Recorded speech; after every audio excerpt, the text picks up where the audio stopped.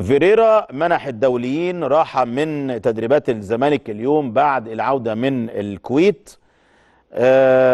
محمد عواد وعمر جابر وإمام عاشور وأحمد سيد زيزو. وطبعا لازم نبارك هنا لمنتخبنا الوطني على فوزه على بلجيكا. أدوا مباراة طيبة جدا الحقيقة، وكانوا عند حسن ظن جماهيرهم بيهم. وأيضا بحيي جماهير المصرية اللي كانت في الاستاد حمد في الكويت. الحقيقة كانت ليها مفعول السحر في ان الولاد يأدوا هذا الاداء الراقي ويفوزوا على منتخب نمرة 2 اعتقد في اوروبا، يعني ان لم يكن في العالم يعني. والحقيقه ان شاء الله باذن الله بكره هينضموا للفريق الرباعي الدولي، ويبقى كده اكتمل ان شاء الله صفوف نادي الزمالك قبل لقاء المصري في كأس مصر يوم السبت القادم. فيريرا بيجهز اوباما وشلبي ويوسف حسن في الفترة القادمة.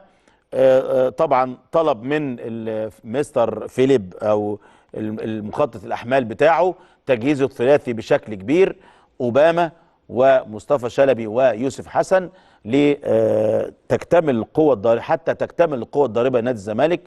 3 لعيبة مهمين في تيم الزمالك.